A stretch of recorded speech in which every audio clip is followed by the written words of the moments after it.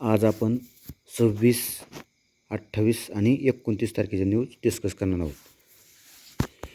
26 जानेवारीला बघा पेपरला सुट्टी असते, त्यामुळे 27 जानेवारीला पेपर आले नव्हते. त्यामुळे आपण 26, 28 आणि 29 तारखेच्या न्यूज डिस्कस करणार आहोत. चला तर मग पहिली न्यूज बघूया. निवडणूक साक्षरता अभ्यासक्रमांसाठी श्रेयांक. राज्यातील महाविद्यालयीन विद्यार्थ्यांमध्ये निवडणूक साक्षरता वाढवण्यासाठी विद्यापीठांनी विविध विद्याशाखातील विद्यार्थ्यांसाठी मतदार शिक्षण आणि निवडणूक साक्षरता अभ्यासक्रमांची निर्मिती करून त्यासाठी आवश्यक ते श्रेयांक द्यावे लागणार आहे. तसेच निवडणूक साक्षरता क्लब सचिवच्या दूत नियुक्त करण्याचे निर्देशही देण्यात आलेले आहेत. आणि विद्यार्थी संघटनांच्या निवडणुका होणारी सर्व महाविद्यालये विद्यापीठामध्ये निवडणूक साक्षरता कार्यक्रमाचे नियमितपणे निरीक्षण करणे यासह गैर राजकीय आणि निष्पक्षपाती स्वरूप सुनिश्चित करणे, नैतिक मतदानाच्या पद्धतीचा अवलंब करण्यासाठी आणि विद्यार्थी संघटनांचा स्तरावर मुक्त, निष्पक्ष आणि प्रलोभनमुक्त नैतिक निवडणुका सुनिश्चित करण्यासाठी निवडणूक साक्षरता जागृती कार्यक्रम सुरू करावे लागणार आहेत. बघा, तर आणखीन माहिती वाचून दाखवतो मी निवडणूक साक्षरता जागृती कार्यक्रमाविषयी. तर इथे बघा, नवीन भावी मतदारांच्या देशांच्या निवडणूक व्यवस्थेची पूर्णपणे परिचित करणे, त्यांची मतदार म्हणून नोंदणी करणे, प्रत्येक निवडणुकीत भाग घेण्याची इच्छा निर्माण करणे, विद्यार्थ्यांमध्ये मतदार जागृती करण्यासाठी इतर अभ्यासात्मक उपक्रमाच्या अनुषंगाने महाविद्यालयामध्ये निवडणूक साक्षरता क्लब निर्माण करून समन्वयक शिक्षकांचे प्रशिक्षण उपक्रमाचे नेतृत्व करण्यासाठी शाळा आणि महाविद्यालयामध्ये प्रशिक्षित सचिवच्या दूत नियुक्त करावे लागणार आहेत. चला तर मग पुढची न्यूज बघूया. राष्ट्रगीताचे बघा अमृत महोत्सवी वर्षात पदार्पण झालेलं आहे. भारतीय घटना समितीची शेवटची सभा समितीचे अध्यक्ष कोण होते? डॉक्टर राजेंद्र प्रसाद यांच्या अध्यक्षतेखाली 26 जानेवारी 1950 रोजी झालेली होती बघा शेवटची सभा. तर या सभेमध्ये जनगण मन या गीताचे राष्ट्रगीत म्हणून निवड केली होती.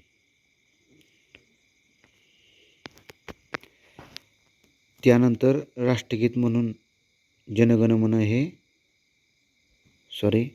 त्यानंतर प्रजासत्ताक दिनी जनगण मन हेचे राष्ट्रगीत म्हणून प्रथमच गायन झाले होते. रवींद्रनाथ टागोर हे एक आधुनिक भारतातील एक महान कवी आणि तत्त्वज्ञ होते. आणि 1898 लोकमान्य टिळकांच्या अटकेसंदर्भात ब्रिटिशांविरोधात त्यांनी रान उठवलेले होते. शिवजयंतीच्या संदर्भात जय तू शिवाजी ही कविता त्यांनी गायली होती. आणि मी भारतात पुन्हा जन्म घेईन, भारतावर माझे अत्यंत प्रेम आहे असे त्यांनी आपल्या मृत्यूपूर्वी लिहून ठेवले होते. ब्रिटिशांनी दिलेला सर या पदवीचा सुद्धा त्यांनी त्याग केला होता रवींद्रनाथ टागोर यांनी. तर वंदे मातरमला जनगण मनच्या बरोबरीने मान दिला जाईल आणि त्याची प्रतिष्ठा राष्ट्रीय गीत नॅशनल सॉन्ग म्हणून राहील असे डॉक्टर राजेंद्र प्रसाद यांनी जाहीर केले होते. तर भारतीय राष्ट्रीय काँग्रेसच्या कलकत्ता अधिवेशनात सर्वप्रथम जनगण मन हे गीत सार्वजनिकपणे पहिल्यांदा 27 डिसेंबर 1911 रोजी गायले गेले होते. पुढचा आर्टिकल बघा, नव्या प्रजासत्ताकाची नांदी. तर आता मग यातले महत्त्वाचे पॉईंट तेवढे बघूया. कॅबिनेट मिशन योजनेनुसारच भारतीय संघराज्याचा आराखडा मांडला गेला होता आणि या योजनेनुसारच भारताची स्वतंत्र संविधान सभा स्थापन झालेली होती. कॅबिनेट मिशन योजनेनुसार बघा. तर 1942ला चलेजाव चळवळ अधिक तीव्र झाली आणि भारताला स्वराज्य हवे, स्वतंत्र संविधान हवे ही मागणी ब्रिटिश सरकार मान्य करत नव्हते. त्या दुसरे महायुद्ध आणखीन भडकले आणि ब्रिटनमध्ये मजूर पक्षाच्या आघाडीचे सरकार आले. त्यामुळे ब्रिटिशांना भारतीयांच्या मागण्याकडे अपरिहार्यपणे लक्ष द्यावे लागले. ब्रिटिश सरकारने सर स्टॅफर्ड क्रिप्स यांना नवा प्रस्ताव देऊन भारतात पाठवले आणि ब्रिटिश साम्राज्याच्या अंतर्गत स्वराज्य देण्याची प्रस्ताव क्रिप्स यांनी मांडलेला होता. तसेच इतर कॉमनवेल्थ राष्ट्रांच्या समकक्ष दर्जा देण्याचाही मुद्दा त्यात मांडण्यात आलेला होता. कशात? तर टॅपर्ड क्रिप्स योजनेत. आणि संस्थानांना स्वतंत्र राहायचे असल्यास त्यांनाही तो अधिकार असेल असे या आयोगाने म्हटले होते. धार्मिक आधारावर या देशाच्या 2 संविधान सभा असतील असा मुस्लिम लीगचा आग्रह होता. त्यामुळे लीगने प्रस्तावाला नकार दिला व काँग्रेसने पूर्ण स्वातंत्र्याची मागणी करत असल्याने काँग्रेसनेही क्रिप्स आयोगाच्या प्रस्तावाला विरोध केलेला होता. ब्रिटिशांनी कॅबिनेट मिशन योजना मांडली. त्यात बघा सदस्य कोण होते? Lord Pethick Lawrence, sir Stafford Cripps आणि A.V. अलेक्झांडर या तिघांनीही योजना मांडलेली होती. या योजनेने भारतीय संघराज्याचा आराखडा मांडला होता आणि सुरुवातीला याविषयी काँग्रेस आणि मुस्लिम लीग यांनी सहमती दिली. मात्र पाकिस्तान मान्य न केल्याने लीगने पुन्हा विरोध केलेला होता. दरम्यानच्या काळात या योजनेनुसार संविधान सभेसाठी निवडणुका झाल्या आणि काँग्रेस आणि मुस्लिम लीगच सदस्य प्रांतिक मंडळातून निवडून आले. अखेरीस संविधान सभेच्या दिशेने पहिले पाऊल पडले.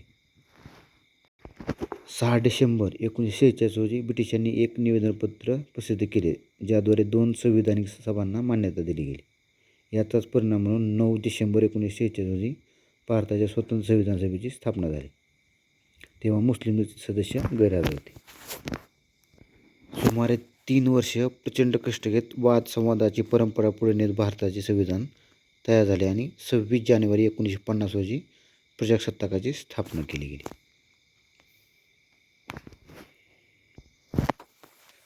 पुढची न्यूज बघा. भाजपचे ज्येष्ठ नेते आणि उत्तर प्रदेशचे माजी राज्यपाल राम नाईक, चित्रपट दिग्दर्शक राज दत्त, संगीतकार प्यारेलाल शर्मा, लेखक पत्रकार कुंदन व्यास, अभिनेता मिथुन चक्रवर्ती यांच्यासह 18 जणांना पद्मभूषण पुरस्कार जाहीर झालेला आहे. आंतरराष्ट्रीय मल्लखांब प्रशिक्षक उदय विश्वनाथ देशपांडे यांना पद्मश्री पुरस्काराने सन्मानित करण्यात येईल. तर अभिनेता के. चिरंजीवी, अभिनेत्री वैजयंतीमाला, माजी उपराष्ट्रपती एम. व्यंकय्या नायडू, सामाजिक कार्यकर्ते बिंदेश्वर पाठक आणि भरतनाट्यम कलाकार प्रज्ञा सुब्रमण्यम यांना पद्मविभूषण हा 2ऱ्या क्रमांकाचा सर्वोच्च नागरिक सन्मान जाहीर करण्यात आलेला आहे.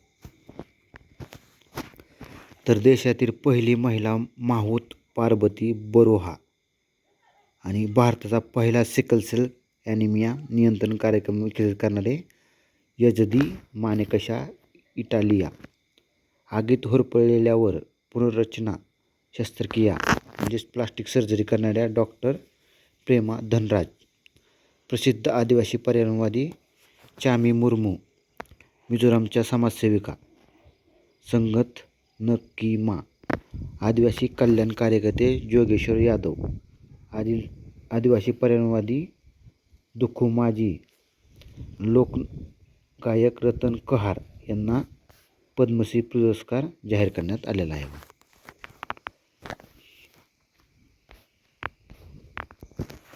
रेल्वे गाड्यांचा कमाल वेग ताशी 110 किलोमीटर जाणार आहे बघा. राज्यातील पहिले बालस्नेही न्यायालय पुण्यात होणार आहे. तर बालकावरील लैंगिक अत्याचाराच्या घटना वाढत असून सर्वोच्च न्यायालयाच्या सूचनेनुसार राज्यातील पहिले बालस्नेही न्यायालय पुणे येथे होणार आहे. न्यायालयात दाखल होणाऱ्या खटल्यांची संख्या वाढत आहे, त्यामुळे न्यायालयाचे विकेंद्रीकरण करण्यात येत आहे. त्याचाच एक भाग म्हणून बालकावरील लैंगिक अत्याचाराच्या खटल्यांच्या सुनावणीसाठी विशेष पायाभूत सुविधा असलेली पोक्सो न्यायालयाची स्वतंत्र इमारत उभारण्यात येत आहे.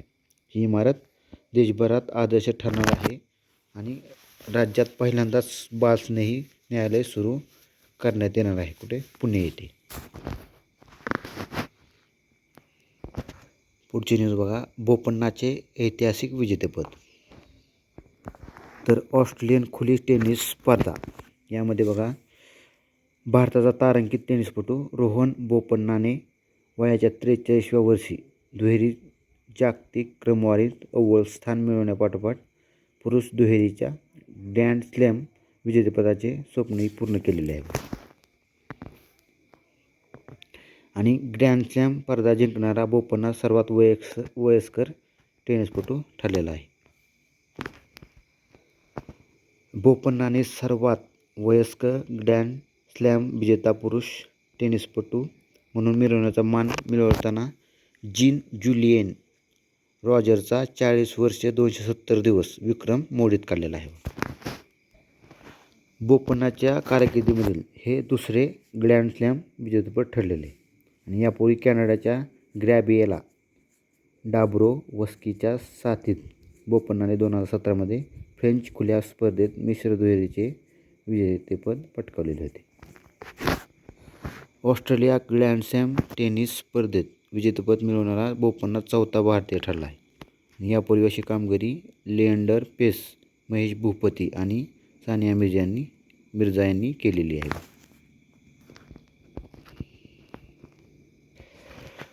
राष्ट्रीय शैक्षणिक धोरण 2020मध्ये स्थानिक भाषेत किंवा मातृभाषेतून शिक्षणावर भर देण्यात आलेला आहे. विद्यापीठासह देशभरातील उच्च शैक्षणिक संस्थांमध्ये स्थानिक किंवा मातृभाषेतून अभ्यासक्रम सुरू करण्यात येणार आहे. त्या अनुषंगाने देशभरातील विद्यापीठे आणि उच्च शिक्षण संस्थांतील प्राध्यापकांना स्थानिक भाषेतून अभ्यासक्रम निर्मिती आणि अध्यापनाचे प्रशिक्षण दिले जाणार असून प्रमाणित मुख्य मार्गदर्शक घडवले जाणार आहेत. न्यायालयांची आव्हाने ओळखणे आवश्यक, यातील एक पॉईंट महत्त्वाचा आहे या आर्टिकलमध्ये. तर न्याय व कायदा व्यवसायात पारंपरिकरित्या कमी प्रतिनिधित्व मिळालेल्या महिलांचे प्रमाण आता जिल्हा न्यायाधीशांच्या क्षमतेच्या 36.3% आहे.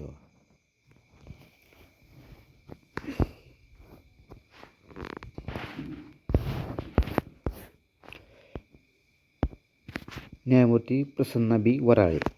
तर कर्नाटक उच्च न्यायालयाचे मुख्य न्यायमूर्ती म्हणून काम पाहणारे प्रसन्ना बी वराळे यांना सर्वोच्च न्यायालयाचे न्यायमूर्ती म्हणून नुकतीच शपथ देण्यात आलेली आहे.